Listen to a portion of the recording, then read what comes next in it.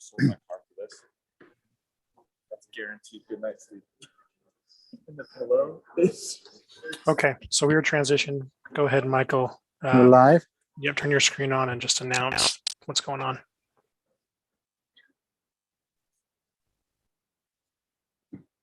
You got me? Okay. Thank you, those that have come, but we've had a delay. One of our board members hasn't been able to get here in time, so we are going to just move this meeting to 5:30 and start it then. So if you want to stay on, and we'll be back at 5:30, or join us again at 5:30, and we will be having the January 4th Power Board meeting at that time. Perfect. Sorry about the delay all, but that's what we have to do. So It's probably better than trying to reschedule, so. Okay. Completely. All right. We'll see everybody in half hour. 15 minutes, Mike. Okay, 15 minutes. All right, thanks, guys.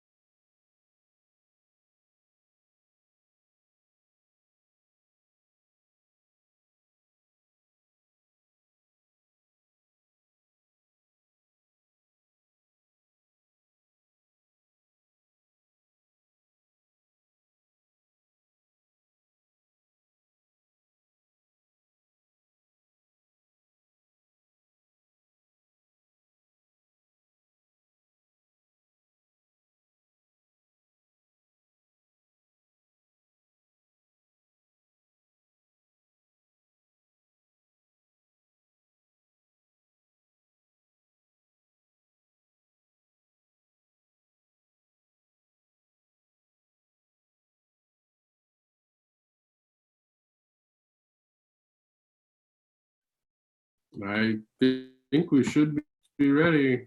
Well, did we just lose Mike again? Who's on mine? It showed. Okay, we have been transitioned to live, so we're good to go as soon as we get the last person in here.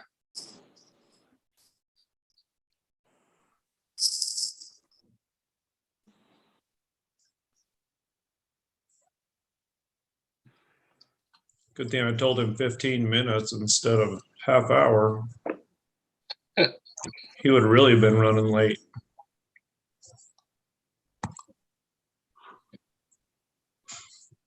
What about your end, Dave? Say what? Because it popped up there for just a second. Then did He, Mike he disconnected. showed up? He showed up, but he disconnected, so he needs to reconnect.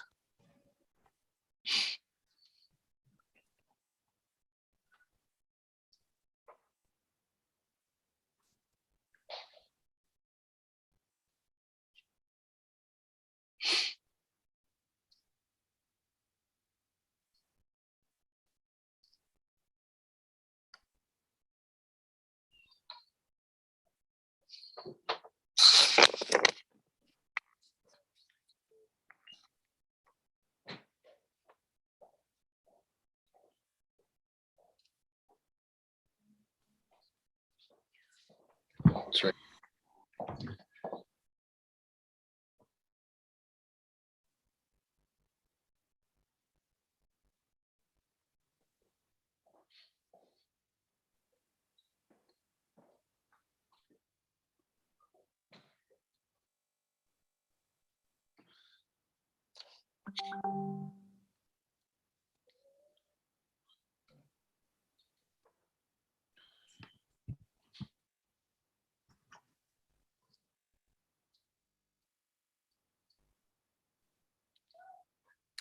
I texted him, so hopefully he'll turn back on.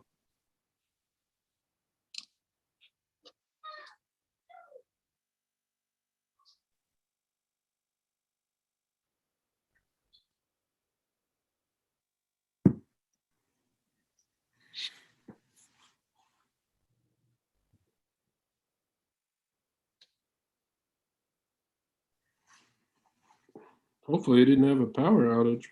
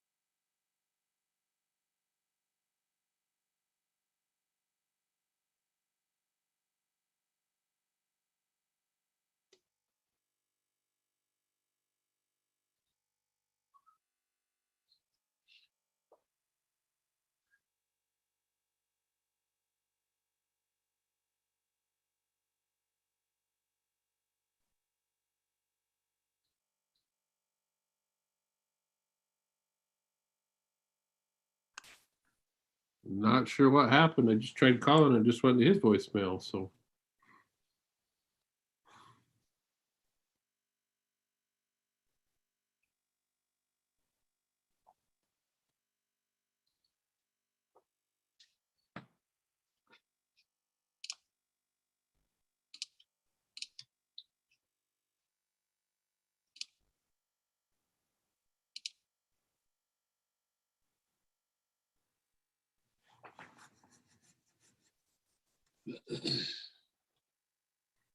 Well, maybe we'll give just a couple more, and if not, we'll just maybe shoot for Thursday, or maybe just bag it for the month. And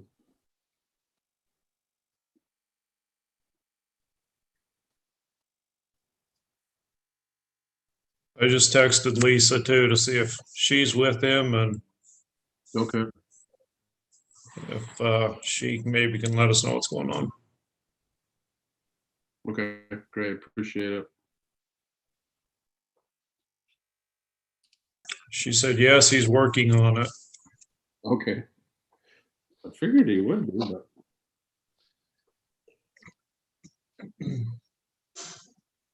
not the first time this has happened in the last couple of years.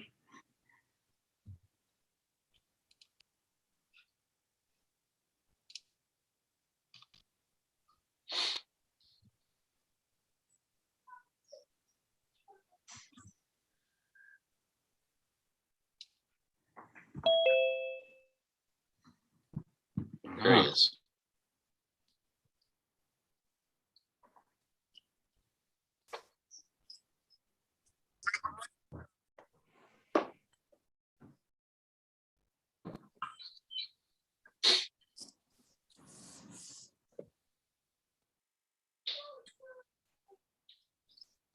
Are you there, Mike?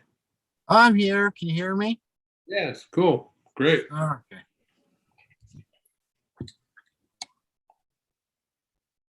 Holy cow. Okay. Hey. Do we have everybody? One item.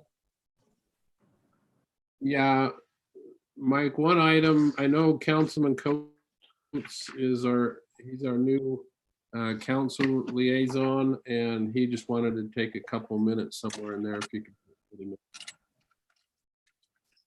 Okay. So we do that after the agenda and the minutes? Yeah. Just add that in. Okay. Yeah. Okay, welcome everybody. Sorry about the delay that we had in trying to get all of us board members together tonight, this evening, but welcome to the January 4th Power Board meeting. I think let's go through and approve the agenda. Did everybody have a chance to look at that? Yep. Okay, if I can get a motion to approve the agenda. I'll move I'll go to ahead. approve. I'll second it. Okay, Mark Hauser first and Todd Spriggs second. So Mark, go ahead and start us on a vote. Hauser, aye. Todd? Spriggs, aye. And Dinsmore, aye. And we don't have anybody else yet, right? Just checking my participants. No. Okay, all right. He can't make it either, so. we'll- Okay. Andy. Okay, next is the minutes, or last month's minutes. Did everyone have a chance to look at that? Was it last month's or November's? It's December's. It was December. Sorry, I'm trying to open my Google at the same time. See, so December, did everyone have a chance to look at December's minutes? Yep. Any changes, questions, comments on it? Not here. No, if I don't. Okay, then a motion to approve those. I'll approve the minutes. I'll make a motion to approve the minutes. I'll second that. Okay, so Todd did the motion and Mark did the second. Todd, do you want to start us on a vote? Spriggs, aye. Mark Hauser, aye. and Dinsmore, aye. So, okay. So we've added to the agenda. Craig wanted to take a minute. Go ahead. Well, I appreciate your giving me a minute. I just wanted to more introduce myself, and I haven't met you all. And so I'm Councilman Coates. I am excited to be on the power board. I've known Rick for a lot of years, so it's interesting that I get to work on another aspect with Rick and Jeremy and you all on this power board. So I appreciate everything you do. I know you take time out of your busy lives to be on this power board and help the city of Washington. So just wanted to introduce myself. One thing I would like to do, I mentioned it to Rick, doesn't have to be anytime soon, but one of these days I'd like to meet you in person. So I wonder if we could have one meeting here shortly, just to get together to introduce ourselves and face to face, but not hold them all, because I like that it's Zoom and we can just jump on when we have time too, because I know time is essential and travel takes that. But I just want to introduce myself, and like I said, I'm here to help, but you guys are the professionals. I'll let you do your thing, and I'll put in input when you ask me to have it, I guess. So that's all I wanted to say. Oh, welcome, Craig, and look forward to working with you and everything. So it'll be fun. So, okay. Rick, go ahead. We got the board meeting dates. Yep. Oh, I was gonna that mention first? I thought that was afterwards. the board meeting schedule. Yeah. Is that first? Okay. So did everyone have a chance to look at that? Yes. Yes. The only one I had the question on was the November 1st, but to be honest, I didn't look at a calendar. So November 8th is elections. Yep. And that's the second Tuesday. So it works out that we can meet that month. The other one, the July 5th, does that concern anybody?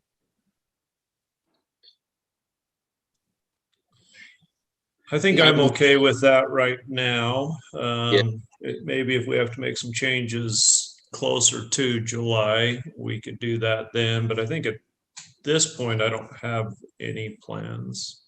I may be back east in Pennsylvania, but I should be able to be on for that meeting. I should have, if we can do it Zoom or Zoom me in or whatever, I should be able to attend. Okay. All right. Yeah, those were the only two that which every year we always have to kind of look at those couple of months and stuff and make sure that those are going to be work for everybody and stuff. So, well, okay, then a motion to approve meeting times for next year for I'll move 2023. to approve. Okay. And I'll second. All right. Mark motion to approve and Todd second. So Mark, you want to start us in a vote? Hauser, aye. Todd Spriggs, aye. and Dinsmore, aye. So, okay. Sorry about that, messing that up. So Rick.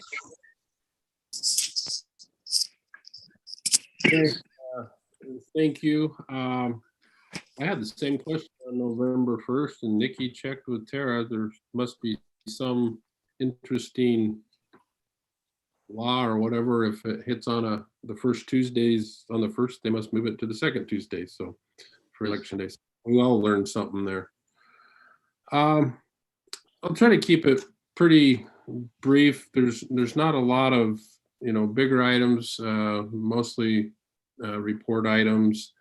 We'll have some coming up probably in the next month or two if we can get some of the power purchase agreements moving forward.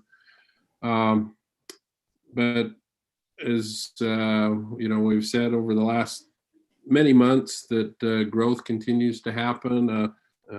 The auto mall off exit 13, we should start seeing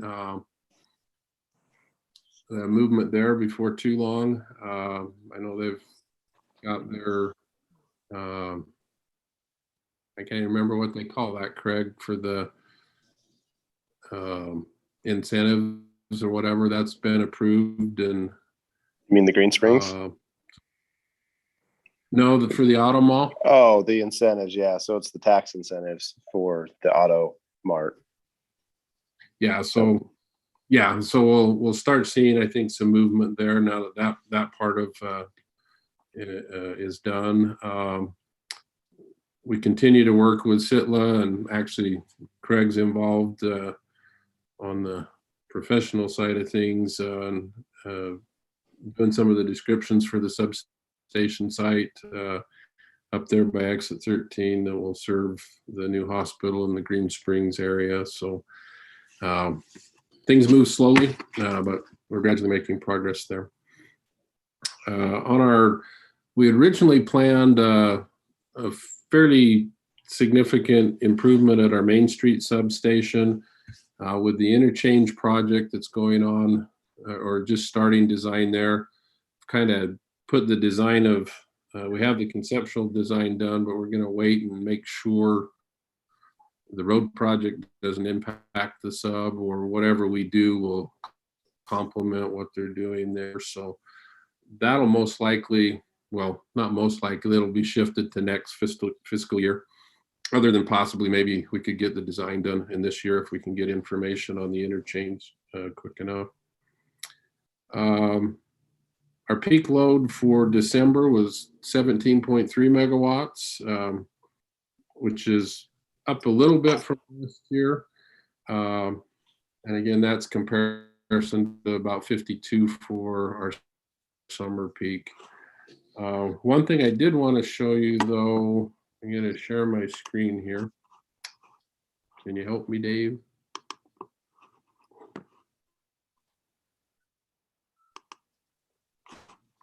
Should be able to just go to the bottom and hit share screen, little green dot.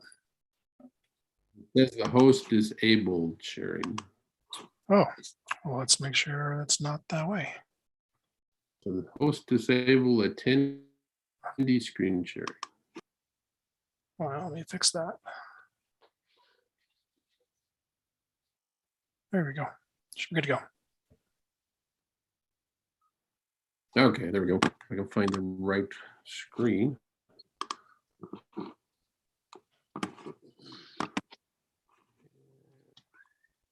Can you see a bunch of numbers?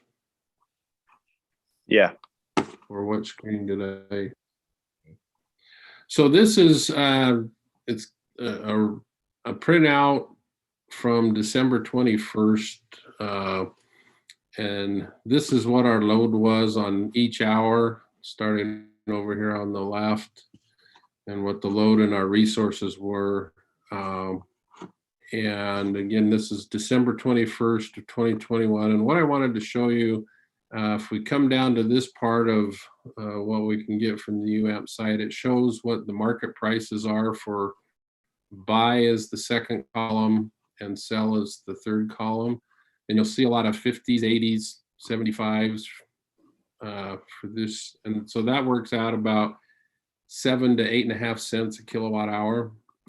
And I wanted to compare that to the same date a year earlier in December 21st of 2020, and to see what we've been facing since this last summer. You can see last year at this time we were seeing pricing in the 24 to mid 30s, so 2.5 to 3.5 cents. So wholesale pricing right now is at least 2 times, if not more, than what we've traditionally seen in December and this time of year. Fortunately for right now, we're not in this market a lot right now. If I go back up here, we're only buying like 1.5 megawatts, and every once in a while we'll sell a little. That's the negative numbers on the fourth column. So I guess the main reason to bring that up is we're continue to see some pricing pressure on our wholesale power costs. And we may at some point, in working with Jeremy, and I actually talked to the council a little bit, how this summer pans out, and right now preliminary numbers are looking extremely high, on the order of $250 a megawatt hour. We may have to at least seriously consider using a little bit or some of the rate stabilization fund, which is basically a savings account to help address some of these high price periods. We've never had to do that in the past. But I at least want to make you aware that we are seeing some unusually high prices, and it's continued. It started last summer and it's just stayed that way all fall and into the winter. It's much higher than it has been in previous years traditionally. So that's, again, just to kind of make you aware of what we're monitoring and seeing. Say for 9 months of the year, we have resources to cover that at more of a fixed cost. So it's not a big concern right now, but the bigger concern will be next summer, June, July, and August, and what will those prices do? And we'll talk a little bit more about that when we go through some of the UAMPS items. As far as the crews work, they continue to work on a lot of the work this year because some of those larger projects we've kind of had to put on hold a little bit are, doing pole replacements, but they have started work on the Cactus Lane project. This is Buena Vista Boulevard, and the freeway is just beyond this picture. Ground is a new pole that's been set. They've actually started to cut the conductors in, and the older pole is the one closest to Buena Vista that eventually will come out. This is just a sec. I gotta move so I can get to my buttons. This is just a different view of that. This is at the north end, more up by Green Springs and Cactus. And that's a little better picture. You can see the old pole that will eventually come out and the new pole. Part of what we're doing is the old poles are old. They're undersized for the number of conductors that are on them. And the clearance is, you can see the new poles will be quite a bit taller, particularly on that, the Green Springs end. And we'll get some of these communications wires up. Those are typically the ones that get snagged.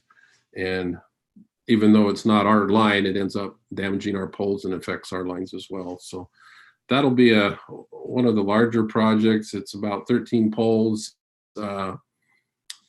They were able to do a lot of switching and able to de-energize all the wires but one. And so the wires closest to the homes will remain energized through this process, and they work that. So you see crews up in that area.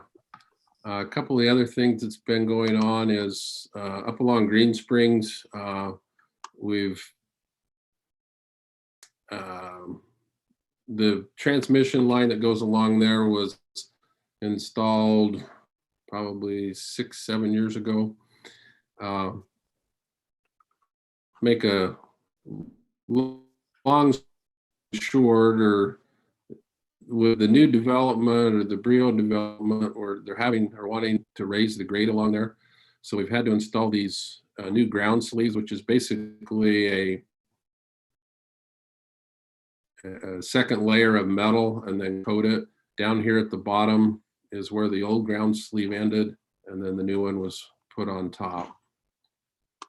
And you can kind of see what's going on there. This pole's partially been buried on the new ground sleeve, and the new grade will be just below that ground sleeve. And it varies between 3 to about 5 feet is what they buried along there. Fortunately, we had enough pole height to accommodate that. Rick, is Brio paying for that, or is that? What ended up being negotiated with Jeremy and Brio, they covered the materials, we covered the labor. Okay. And it worked out about, I think they paid about 17,000, and our part will be about 15 if you looked at the labor. There's still some issues that we're working. This is up just across from our Parkway sub. We obviously have to deal with basement and some of our guy wires on this wood pole that's up there. So, and then a few things. One thing we had a streetlight pole get hit last week. Last night we had the switch get hit. You can see the tire tracks. The switch should cover this hole. The person who did this left. In fact, there was one of our crews going by that noticed it this morning. So all these conductors remained energized. We didn't have an outage because of the initial hit, but it did damage some of the conductors. So we did have an outage on the south side of Telegraph up there on the top of the hill. They repaired some of the conductors that got damaged and replaced this switch. You can see it ended up getting kind of tweaked. And hopefully the police, they are hoping the cameras at the intersection may have who did it. This will be in the order of $15,000 to $20,000 to repair. The switch is about $15,000 by itself. So you can see they just clipped it, but it obviously the switch took a pretty good hit, and I don't feel comfortable leaving it in service without it getting repaired. So I reported last month on some of what our solar applications have been doing. We've far exceeded this year in 6 months of what we saw all the previous the 12 months in our fiscal year 21. We had applications in November and 20 in December. We talked a little bit last month about having a short supply of meters for the solar installations. We were able to locate 40 more. We've had some on order since last May, and they just keep pushing it out month after month after month, or a normal order, but hopefully that'll buy us enough time until our main order comes in, so we can still serve those customers with the kind of metering that they need to do it properly.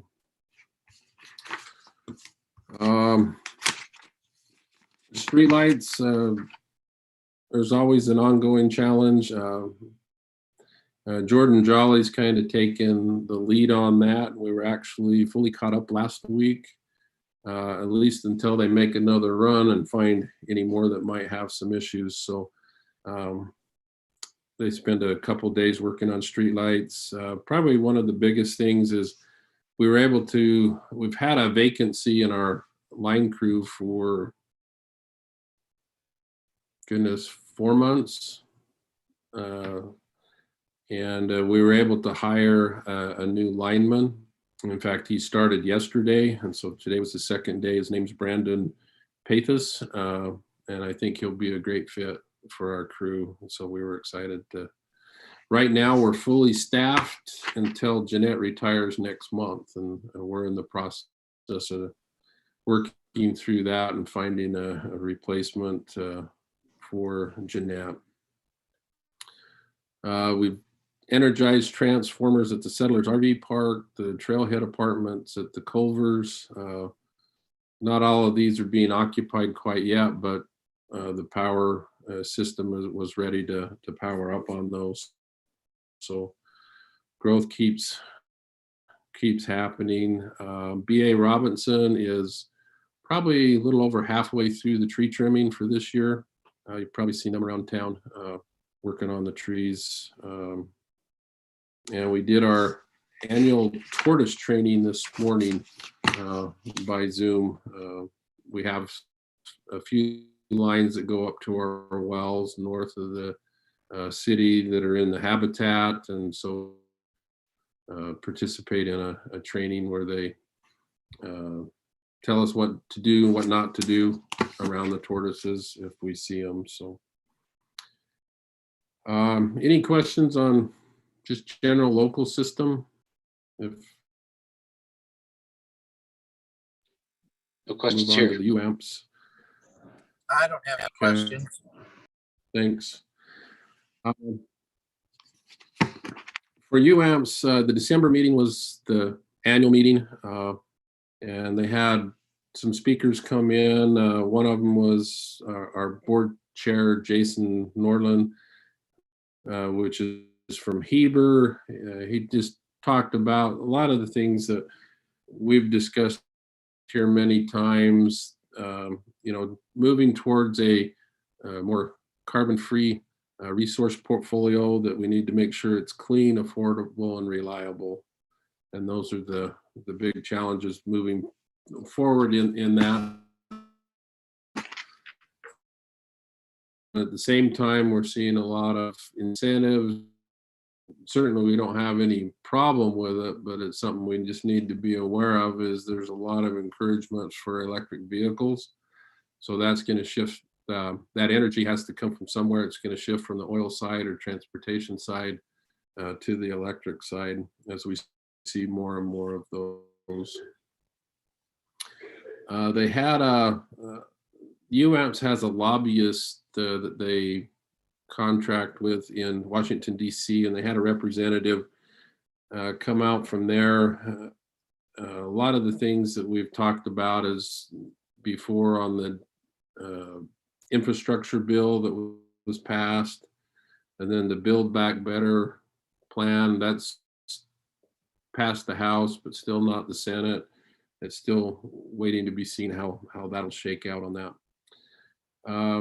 The one speaker that I thought was probably one of the more interesting was the director of the Idaho National Lab, where the carbon-free power project will be located.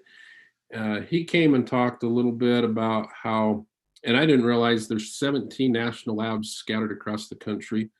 And he referred to 3 of them, which INL is one of them. There's 3 of them that are applied testing labs, where they'll take different technologies and learn about them. And he said their main focus at INL is clean energy and critical infrastructure. So they're going to be doing a battery demo project up there at INL, which I thought was interesting.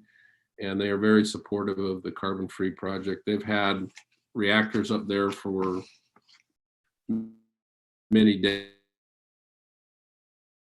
and are very supportive of that.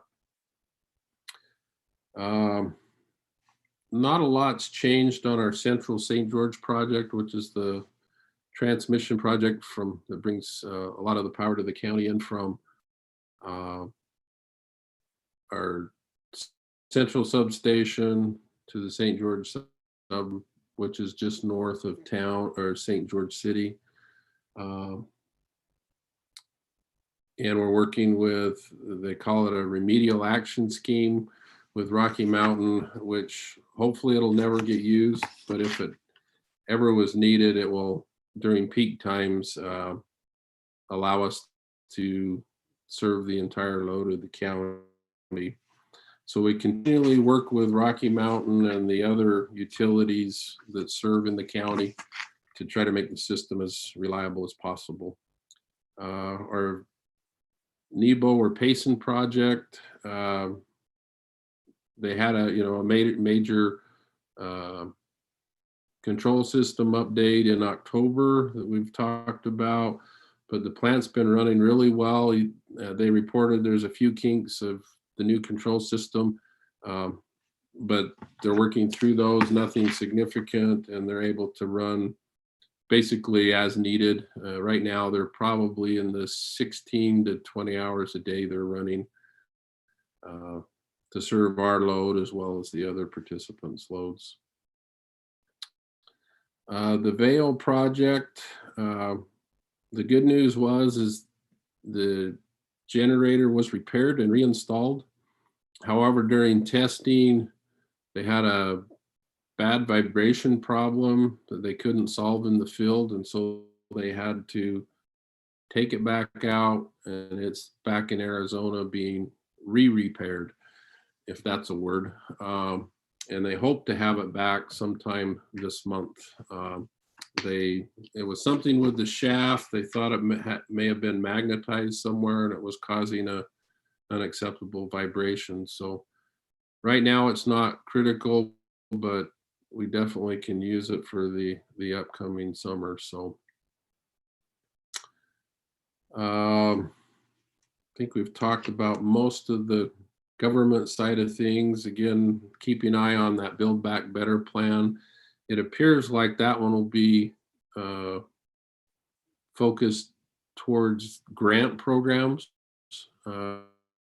for clean energy is how they're going to try to encourage that. UAMPS is evaluating. They don't have the final language, so it's hard to tell exactly, but it appears like there'll be grant opportunities available. And President Biden has signed an executive order to clean up the federal agencies and fleets. And so that means they'll be moving to electric vehicles, efficiency improvements on their buildings and whatnot. On the projects coming up, which again, kind of these next three kind of dovetail into the upcoming summer. The Red Mesa project was a solar project on the Navajo reservation. It was originally scheduled to be online in June. Now due to supply chain issues, meaning apparently they can't get the panels, it'll be pushed back to September, so we won't have that project's output during the summer. The Steel Solar project is up at north, up almost at the Idaho border, by Plymouth, Utah, and it's on schedule still. The good news on that is they had originally put out a project called Steel Solar 2, and we had shown an interest in that, but there wasn't enough for that project to move forward. However, on Steel Solar 1, they had one of the other larger, it wasn't UAMPS, it was another entity that was going to take power from that, apparently backed out or something happened with their agreement. So it looks like there'll be more capacity available on Steel Solar 1. And so they're calling it 1B for the additional capacity. So we should see power from the first part of that in December of 22 and the remainder by June of 23. So it'll be not this coming summer, but the following summer.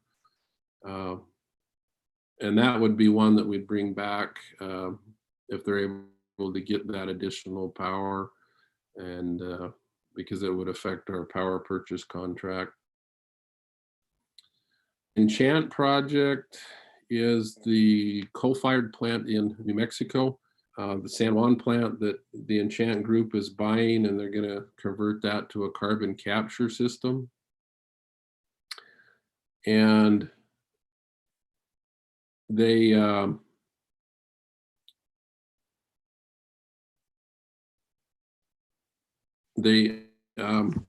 will have,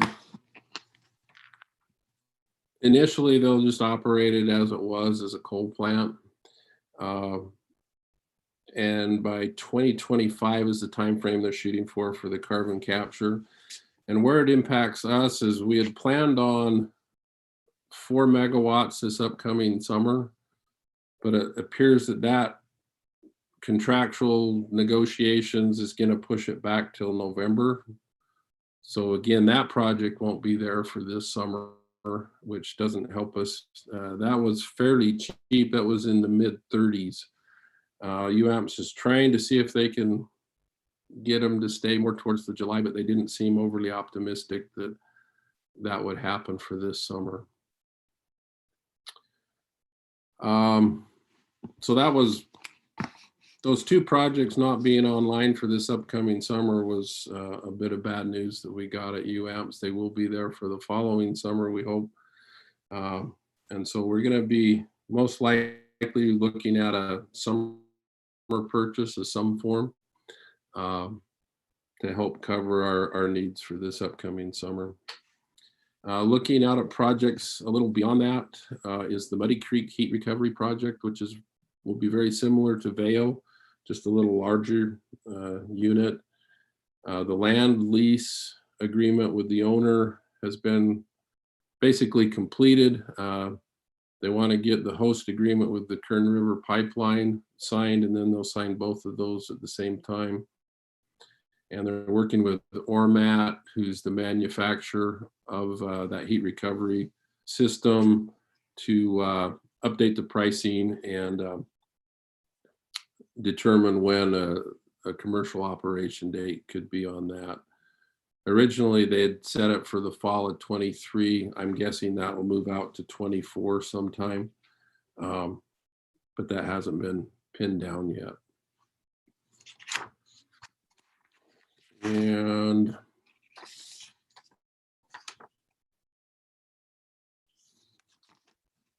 on the CRIS for the federal hydro projects, the concern there is the ongoing drought. So it was good to have some storms.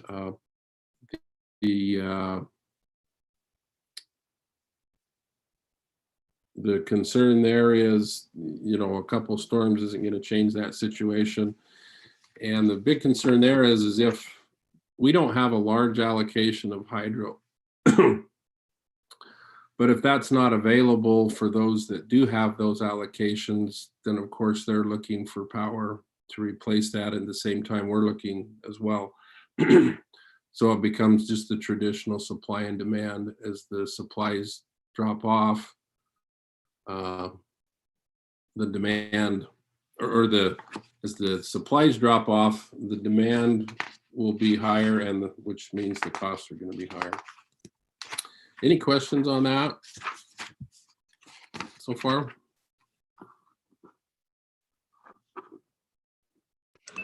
I don't have any other. It sounds like we need to just make sure we're trying to plan ahead, huh? Yeah, and in the meantime, again, we're growing rapidly, so it kind of compounds it on both sides a little bit. Just the last two items, our wind projects actually have been doing quite well the last few weeks with the storms coming through, and that's actually helped. The Horse Butte project, we're looking at an opportunity maybe to repower them, to replace some or all of the turbines with larger units, and it may have some avenues to allow us to take advantage of some production tax credits, they call them, which could reduce the pricing, not quite, but almost in half of what we're currently paying for that project. So again, there's a lot of things moving, trying to find new resources as competitively priced as possible. So for example, the Horse Butte and Pleasant Valley, they had approximately 40% capacity factors in December. And normally, a lot of times they're in the teens or low 20s. So it was a good wind month, which was helpful for us. And the last thing, can everybody see, is on the carbon-free power project? Is that showing up all right? Reshare your screen. Sorry.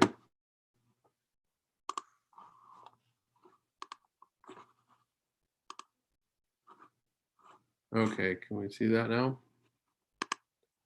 Yep. Okay. You can see it. And this is, and I'm not sure if you're getting this on your emails from UAMPS directly, but each month they put out a summary on information that's publicly, a lot of the stuff we end up talking about there is an executive session. So they put out a summary each month that is for the public, basically. And so they did just a quick summary of the accomplishments of the project in 2021. The main agreements with NuScale and Fluor were agreed to. We have Sean, who's the project director, which has been doing great. He has good nuclear project experience. We went from the 12 12 module configuration to the 6 module with the higher output. The collab activities have started, which is the operating and licensing agreements with the NRC that they'll review, or application, I should say, instead of agreement. They're pretty close to being able to announce a potential operator. Started the current estimate we had is they refer to it as a class 4 to a class 3, which will get us a little narrower on the expected prices. And then again, more negotiations with New Scale and Floor on the supply and construction side of the project.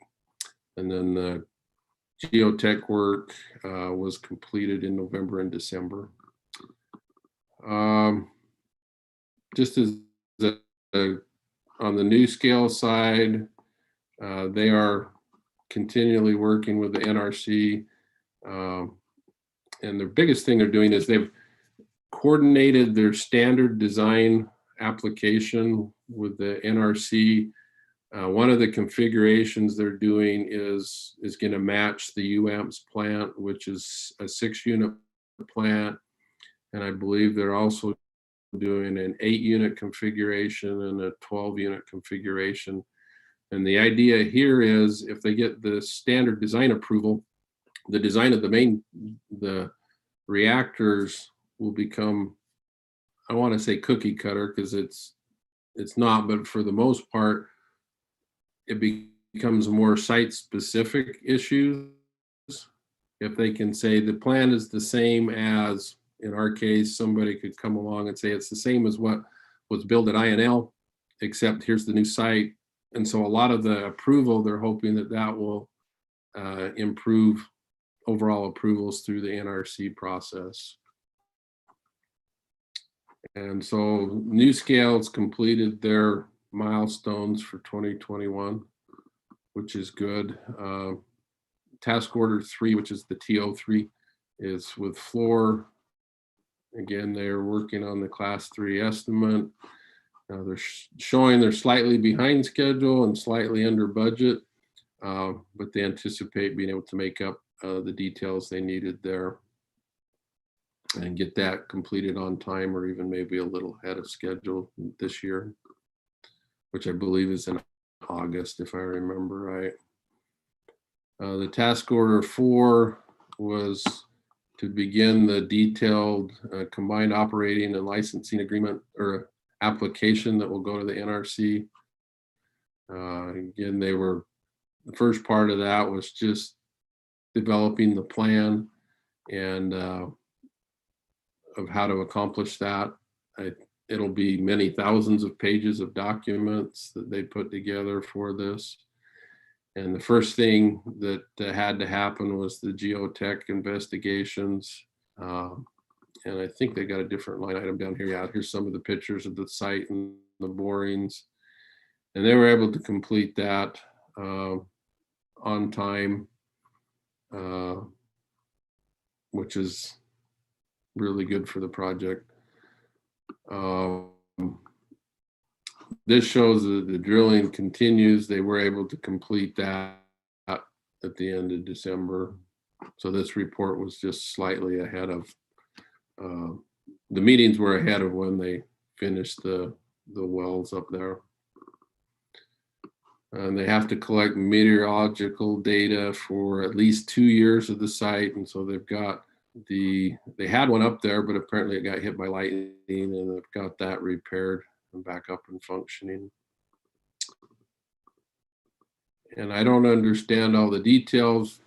Craig may know more of the soil side, but they'll do this reflection where they have a big hammer that they pound around to try to characterize the site. And they're hoping to have that done, looks like by mid-January, so within the next couple of weeks. And then they'll demobilize from the site for a period of time. So Rick, INL's been really good. Go ahead. Rick, I was just gonna say, don't throw me in with those geotech guys. Oh, okay, sorry. They have to do a whole lot of site investigations, and they have a whole pattern that they had to drill, and obviously, so they know how to design the buildings. And in conjunction with that, INL had been doing some other seismic and geotech work, and they realized that they could combine the efforts of what INL was doing at other parts with what UAMPS was doing with theirs. And so they've kind of married those processes, and the NRCs agreed. And the main point of working together is it will save both projects money in order to do that by working it together. So again, that was another positive thing. And again, they're doing volcanic evaluations up there. If you've ever been up there, you've seen in different areas lava all over the place. So they do a lot of the site detailed work is starting, so that information can be used on the design side. And the last slide is on subscription, other utilities coming into the project. The two bigger ones that are closest to coming in are Grant County and Clark Public Utilities, both in Washington State. And as far as the projects go, they've reported the project itself they're fine with, but they're the power from the Idaho Falls area to Washington. They've got plan A and plan B in order to do that.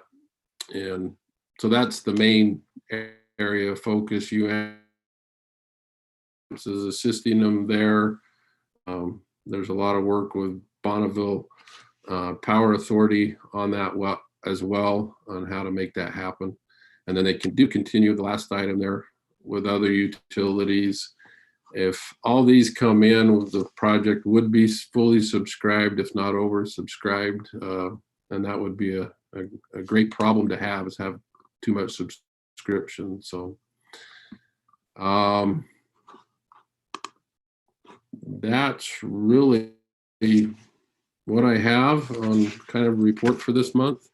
If you have any questions, comments, or any concerns you hear from any of our customers that we should be aware of, please let me know.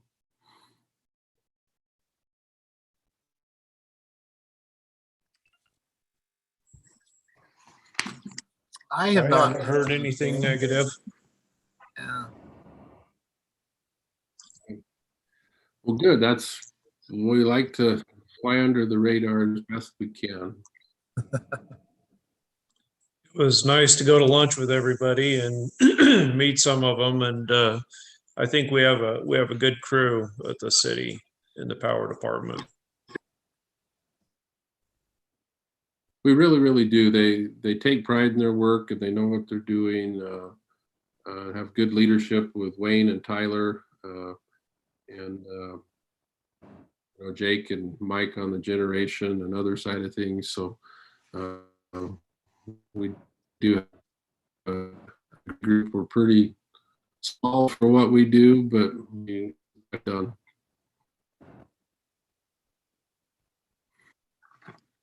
So if there's nothing else, that's all I have. Okay, thank you, Rick. Any other comments or questions for this evening? I just wanted to add Jessica's officially back as well. That used to that I took I don't over. know if we reported that. Oh, did we? No. I'm not sure. Jessica Black, you remember her? Yeah.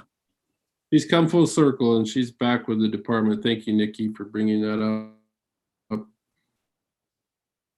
And so she's going to be helping Nikki on some of the office side, but she's also going to be helping in the field with Donna on blue stakes. And eventually I'd like to get her involved with some of the metering side of things. So it will be good to have that support. And it was, obviously she was familiar the department, so it's been a pretty easy transition there. We are glad to have her back. So, Oh, fun.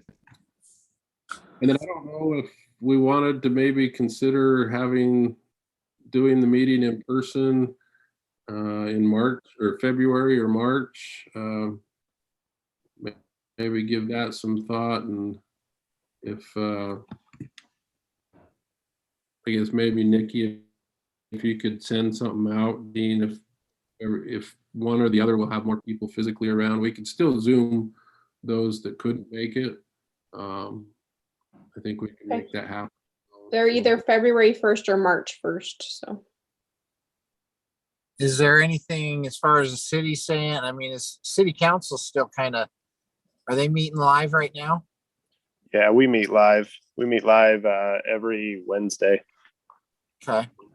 So, There's but we not- meet at 4:00. So just Wednesdays are out pretty much. But No, Tuesdays. just nothing coming from that side saying Zoom's better or anything. No, I think Zoom's better for this board. I just would like to meet y'all in person is all it Oh, is. yeah. So I Yeah. was just thinking one meeting, if we wanted to get together and meet, I mean, I would suggest us stay Zoom. And it could be in 6 months. I just would like to meet you guys in person and, and go that route, because I'll at least be probably on the board for the year unless Mayor Staley doesn't want me on here anymore. So, Well, but we haven't physically met Andy yet. I think that would be great, and we could even have donuts or some treat. yeah, we should get some kind of treat. So, We can definitely look towards that. So yeah, let's plan February, March that we'll finally get a live one after all this time. So, okay. Okay. All right. No other comments or questions. Are we ready to end? I think so. I'll go ahead and make a motion to adjourn. I'll second Okay. that. Second, so Todd did the first, Mark did the second. So Todd, start us on a vote. Spriggs, aye.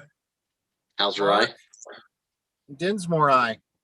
So thank you everybody for joining us this month, and hope we Thank you. get a better full house next month, and we'll see if we can try to do this live next month. Happy New Year, everybody. Great. Thank you. That'd be Yes, good. yes. Thanks, guys. Hey, thank you. Nice to meet you, Craig. Take care. thank you. Thanks, everyone. See ya.